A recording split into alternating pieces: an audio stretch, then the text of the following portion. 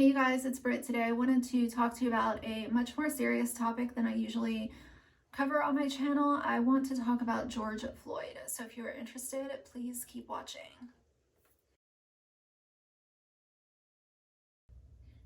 Hey guys. So today's video is going to be a little different. I want to talk about the current state of the world and just share some of my thoughts and my feelings.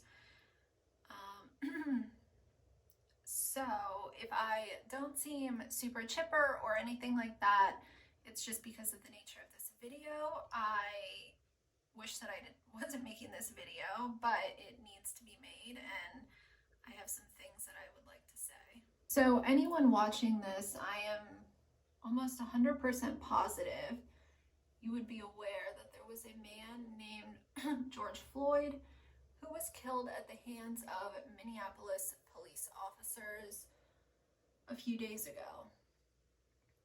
The video was circulating online, and essentially what happened was three officers stood around while one had his knee on Mr. Floyd's neck until he died. The video is horrible to watch, and it's something that I cannot even put into words how I felt seeing the video from the beginning to the end. It really shook me to my core, and I'm gonna try to not cry in this video because I want to be able to get my points across, and I don't want it to just be me sobbing, you know? So I will do my best there. Now, here's the problem. There's many problems. However, what happened to Mr. Floyd is nothing new. The Black community has been dealing with this for centuries, and it just so happens that now we have cell phones that take video and have helped to get these public lynchings essentially onto social media very quickly, within seconds of the event happening. So as far as the actual events happening, this is nothing new. This has been going on for a very long time. Now, there's a lot of problems, but one of the things that really I had a hard time grasping onto and understanding was why it took so long for the police officer who actually had his knee on Mr. Floyd's neck. Why did it take so long for him to be arrested? The video was online and was clear proof of exactly what happened, and that man was home with his family or wandering the fucking streets. I don't know what he was doing. I don't really care. But why did it take so long for him to be arrested? And on top of it, there's some other things that have come out now saying that the Minneapolis coroner is now trying to say that on the autopsy, Mr. Floyd died from other health complications, and so they're basically trying to say that it might have not been murder. You know, the cop was arrested on third-degree murder charges, which I think it should have been first degree. There's no ifs, ands, or buts about that. That's just my personal opinion on everything, and I think a lot of people agree with that. That police officer knew exactly what he was doing. Mr. Floyd was very vocal about saying, "I can't breathe." And let's be honest, you sit with your knee on someone's neck, they're going to die. Like, what else can happen? You're cutting off someone's oxygen supply. What happens when you cut off someone's oxygen supply? They die. You know, this was deliberate, and it was very clear that they were out to get Mr. Floyd. And the other reason that I say that is because there has been another video surface, I believe I saw it last night, where it shows that these police officers, I hate even calling them police officers because they don't deserve that title. These other men in uniforms were fighting with Mr. Floyd in the back of the police cruiser before they had him out on the street to end his life. And you know, the whole thing is just beyond what words can really do, what words can really express. And I've never been in that situation. I don't understand firsthand what it's like to be stared at because of the color of my skin. I don't understand what it's like to be targeted. I don't feel, or I don't, understand what it feels like to have people not like me just because of the color of my skin. And people who think that white privilege does not exist, it's truly shocking to me. There is white privilege in this country. It is alive and well. It always has been. And I don't know what needs to happen for people to wake up and see what's going on around us. I don't understand. I really don't.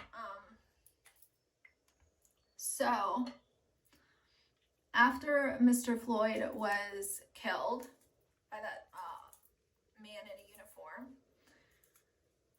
there were, the night that I saw that video started circulating, I don't have Twitter, I have Instagram. The evening that I saw that video start to surface, and the first time I saw it, I realized, I said to myself, there are going to be riots in that city, and the citizens of Minneapolis and surrounding states are going to start rioting. People are mad, and I don't blame them whatsoever.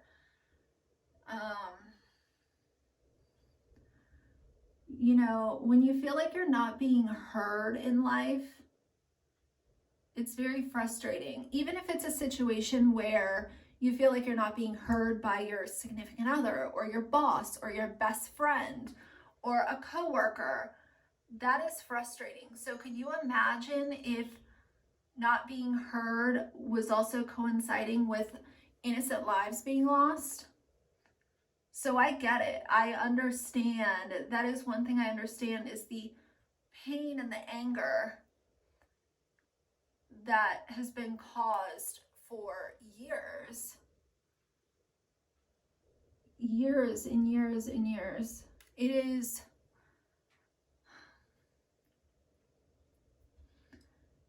astonishing how the United States can gloat and brag about how we're such a great country and home of the free and home of the brave and all of this fucking bullshit, but yet this type of shit is still happening consistently. And like I said, it's never slowed and it's never, deterred. It's just the fact that over the last several years, people are able to, if they see a police officer harassing or assaulting or trying to kill someone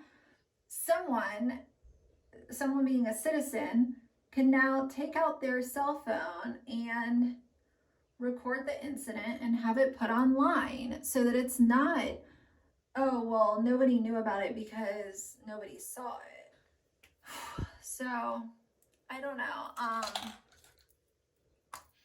I understand the riots. I understand the protesting. I understand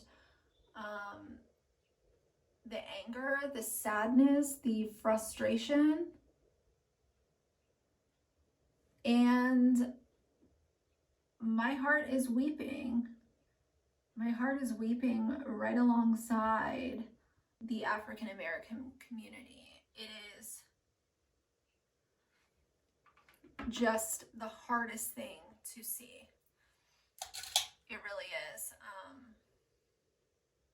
I just don't understand how,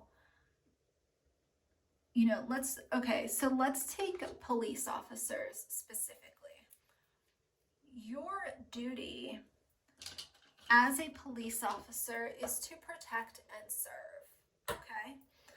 Your duty, your sworn duty, that is your only job, is to protect and serve your community. And for these police officers, and I'm saying these police officers as a blanket statement, I'm not talking about just the 4 in Minnesota, I'm talking about any police officer who has assaulted, killed, disrespected any Black citizen. I just don't understand how someone could be sworn into a position knowing that that is their role. And, let's be honest, cops do not have the best reputation in general. So for a cop to then not only go into their, role knowing that people don't necessarily like cops, never really have, and to step outside the line and hurt someone or kill someone is mind-blowing. I think that it comes down to, I don't think that these cops just put on the badge and they feel some type of way. I think that these are racist, disgusting individuals from the get-go, and they just so happen to be police officers, and they decide to target Black people. I don't think that it has anything to do with, oh, well, this is a really nice guy, now he's a cop, and he just so happened to kill someone or cause bodily harm. I think that it all has to do with they've always been this way, and it just so happens that they're put in a position of power where they can use it to get away with murder, basically. Get away with murder, get away with bodily harm. Cops are protected in this country more than really any other role, I think the president, unfortunately, with this one, president's protected as well, but when it comes to other jobs, cops are protected. They are. They will lie and they will protect their own, and they will make sure that nobody goes down for what they did. And that's just the way they roll. And that is terrifying to me personally. So I think that,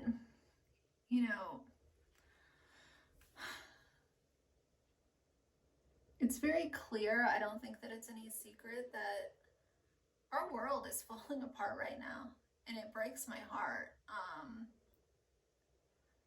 In between what's going on here and coming out of this pandemic with coronavirus and people who have lost their homes and lost their jobs, and it's just such a scary, scary world we live in right now. And I'm usually someone who, I do my best to look at the glass as half full. Well, okay, here's a bad situation, but here's a really good one. But with these situations with the African American community, I can't really look at anything like it's a positive, because frankly, I don't see anything that's real positive about it. There are some protests going on, and I think that that's technically good, but look at what we had to lose to get to the protests. And I think that's a stark reality, is that there has been so much life lost in order for George Floyd to be trending on Twitter and everything on Instagram being about the Black Lives Matter movement. It's just really sad to me. So I think that change will come. I don't think that I've ever seen so many people discussing this as I do now. Back when Michael Brown was killed, I believe that was in 2014, if I'm not mistaken. You know, when he was killed, there was a lot of discussion online about his unfortunate circumstance and everything, but I think that right now it's like tenfold that what was going on back then. And yeah, you know, it's just unbelievable. It's unbelievable to me that being, you know, and other people have said this, and I think that it really rings true, is being Black in America should not be a death sentence. When, let's just say me, for example, if I get pulled over by the cops, like, I get super nervous. I'm just like a, you know, nervous wreck anyway. But when a Black person gets pulled over, they're scared for their life. And that is unbelievable. That is unbelievable, that being pulled over for a simple traffic violation, not having a turn signal, one of your taillights is out, you know, switch lanes too quickly, or even something more like speeding. Being pulled over for that, you should be able to be pulled over, not be scared for your life. You might be nervous about getting a ticket, but it should not turn into something where you could be killed. You could be killed because you changed lanes too quickly, or you were speeding, you know, whatever. And now the cops are here and this could be the end of my life. That is a stark reality for anyone who's Black. And I'm also talking about, when I say you get pulled over and you could be killed, I'm also talking about you could be pulled over and be listening to every instruction that the police officer is giving you, and that doesn't matter, because some of these cops are just so trigger happy, and it could be trigger happy, racism, all of these things combined, and it doesn't matter if you're following the rules or doing exactly what they are asking you to do. Sometimes it just doesn't matter. And that is so terrifying. And I'm seeing quite a few people online talking about the protesters should not have been looting at Target. And I mean, I'm sure some of you guys might have seen the video. Like, they wiped Target clean. Like, they broken the cash registers, like all of the merchandise is gone. And here is how I feel about that. Evidently, and this is what I read online, so this is all alleged. I don't know if it's 100% accurate, but the reason that they hit up that Target the way that they did is because evidently, allegedly, that Target funds the Minnesota or Minneapolis Police Department. And the citizens were aware of this, and that is why Target became such a big target for them, like quite literally. There were other stores that were done the same thing to, but I think a lot of people were wondering, well, why Target? Well, first of all, Target's huge. Not saying I ever would, but if I did, I would probably go to a Target too, because they got TVs and you know, computers and everything else. So that makes sense to me. But once it came out that allegedly they fund the Minneapolis Police Department, then it really made sense to me. And I think in this video, it also makes a lot of sense to discuss something. This is more of like a little side tangent, but I'm tired of seeing people with really big platforms do retweets or reposts of little, you know, quotes and little stuff like that. I think that instead of just retweeting or reposting something that's a little quote that, you know, a million other pages have posted, I really wish that people with bigger platforms would actually speak to their audience instead of just reposting something or putting up some quote that we've seen 1,000 times. I think that it's really important for people who do have a large platform to use it, you know?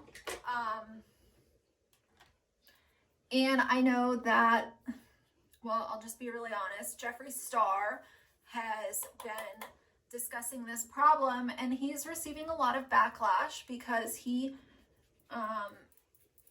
you know, has a racist past.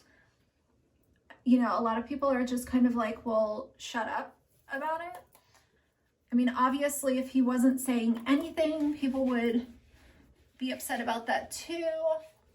So I don't know. With someone like him, you're kind of in between a rock and a hard place, because I don't know if him staying quiet would really garner any respect either. Just my opinion. But I will say that I just wish that people with bigger platforms would just come and talk to their audience instead of retweeting stuff.